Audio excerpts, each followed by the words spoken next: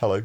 First of all, I'll direct you to a couple of videos in the description if you want to watch them, one of which is an episode of the Fractured History podcast, which I was kindly invited to be on, so thank you to Amir for that. And the other of which was a really good video by Jack Adams about the cultural significance of the didgeridoo. So those are very nice. If you'd like to watch those, you don't have to. Otherwise, this video is going to be a shorter, kind of fun one because I'm in the middle of dissertation. Within the next 2 weeks I should be finished with that, so I should be doing kind of more substantial things. Next week I'm actually thinking of doing something that's not historical linguistics related, so hopefully that should appeal to people who are less interested in the theoretical historical linguistics. But this one is going to be something I've contemplated doing but haven't been sure whether I should do, and that's hypotheticals in Old English. This is just one hypothetical. I'll probably do more if this video goes down all right. But it's going to be hypothetical situations about what might have happened if things had gone slightly differently. And in this case, it's going to be what might modern English have looked like if it still had the grammatical gender of Old English, but all that had kind of been progressed through the sound changes that led to modern English. So grammatical gender, all of the grammatical cases of Old English, what would they look like today if they'd not collapsed in the Middle English period? And I want to stress that this is all hypothetical. This is not any description of reality. I'm not describing things that have actually happened in any dialect that I'm aware of. The definite article has been reduced in all dialects. Grammatical gender has collapsed in all dialects that I'm aware of. I'm not describing actual history. I'm going to put this in a thing on screen because I feel like it has the potential to, people have the potential to get confused about it, but this is not me describing actual history, it's just a hypothetical. So having said all that, let's have a look at what Old English grammatical case and gender might look like now if they still existed. As you'll know if you've watched these videos, Old English had 3 grammatical genders, which were masculine, feminine and neuter, and these were pretty much just random categories. They didn't have anything to do with the meanings of words. Feminine words didn't describe womanly things, masculine words didn't describe manly things. But what it did affect was the way that words were declined and also the definite article, so which version of the word the you would use in accordance with these words.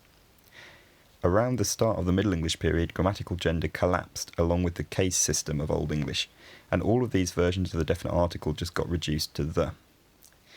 Because we have such a good understanding of English phonological history and how sounds have changed in the history of English, it's actually possible to apply all of the appropriate sound changes to these words and work out what they would be if they still existed.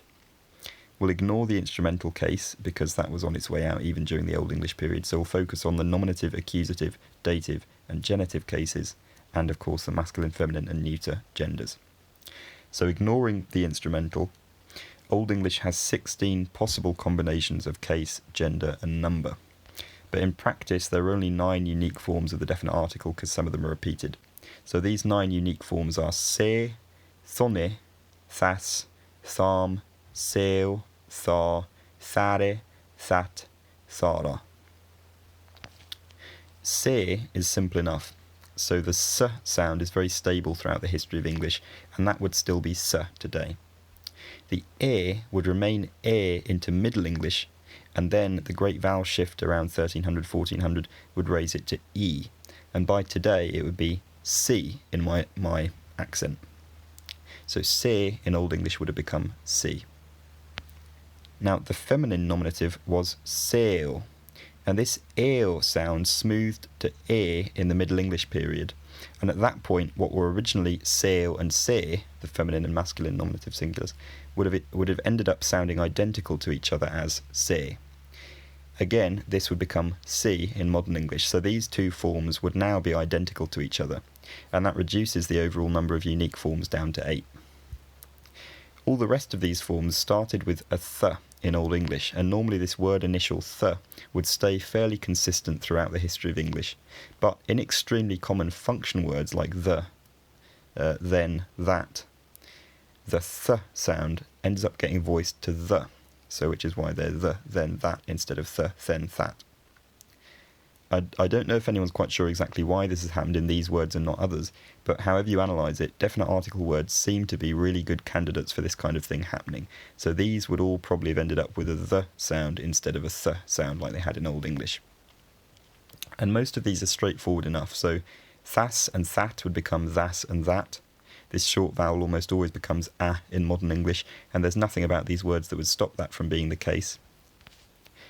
In the same way, thar and tharm are fairly easy because this r sound almost always gives us o in modern English, and you can see real-life examples of that whether it's at the end of a word or in front of a m. So these would become though and thome.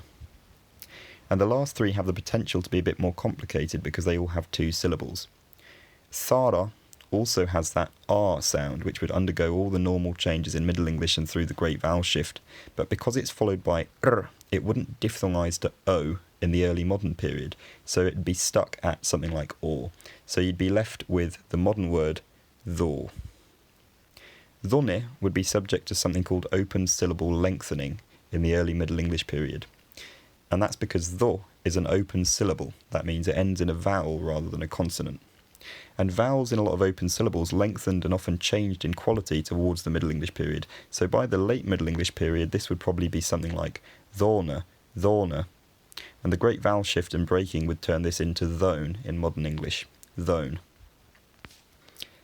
I'm a bit less sure about thare, but I think it would give Middle English there, and that vowel would raise with the great vowel shift and give there, and then merge upwards in the meet merger, and the modern word would be something like there.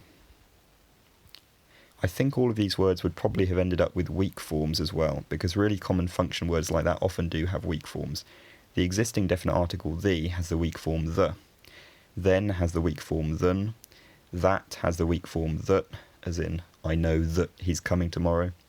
And lots of pronouns in non-standard dialects also have these weak forms. A lot of the time weak forms are just the strong forms, but with all of the vowels replaced with this central vowel, the becomes the, that becomes that. So the modern forms in my accent would be see, thone, thas, thome, see, though, there, that, thor, thome. Or the weak forms would probably be something like s, than, thus, them, s, the, that, the, them. What about the inflectional endings of words? In a lot of cases, these were just single... it occurred to me now that I'm using my phone as a microphone, and the last time I did that, I had a different phone. So sorry if the audio is horrible. I'll listen to this back and see if the audio is horrible, but apologies if it is. But where was I?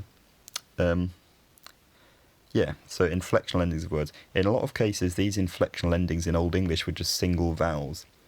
The Middle English period aggressively reduced and removed unstressed vowels at the ends of words, and that's part of the reason that the old case system collapsed. I think if some of the case endings had survived, they'd probably have been the case endings that had extra consonants in them. And that's actually where the possessive S comes from, as in Jack's boat or the house's door.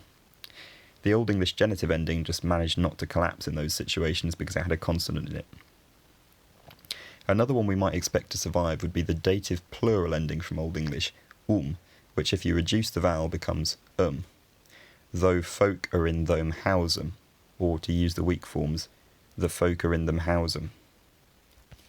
Even though some of the endings would be lost because they were vowels, a fun possibility is that you might have a survival of some of them in the form of fossilised voicing on certain consonants.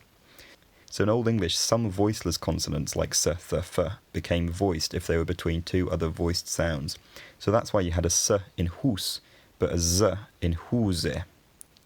In the Middle English period, that rule sort of collapsed when French loanwords appeared in English that had v and z anywhere in a word, regardless of whether they had voice sounds around them. And this caused the phonemicization of v and z in English. They were no longer just conditioned ways of pronouncing f and s, they were complete sounds in their own right. So this voicing rule thing collapsed and didn't apply anymore. If these sounds became phonemicized before the vowels dropped off, you might expect this fossilized voicing. So in Old English you'd say in tham huse, where huse is the dative version of hus. In Middle English, this z becomes phonemicized, so in other words, it's no longer related to s, in thom huse. And then after that happens, the vowel drops off of the end. If the Old English rules still applied, that would mean that the z became a s because it's no longer surrounded by voiced sounds. But because z is now its own independent phoneme in Middle English, that rule doesn't apply anymore. And so z isn't affected by the loss of the vowel. It's still whose. So the modern English sentence is now in thome house. So you might have the nominative form house, but the dative form house. That house is on fire. There's a cat in them house. So let's put this all together with a few example sentences. So man didn't like the apple. So fox is jumping into the snow. That fee was a bit too expensive. The door or house are all wooden. Though elves are in their earthen. Thank you very much for watching, and I'll talk to you next time with one that's a bit less theoretical linguistics filled.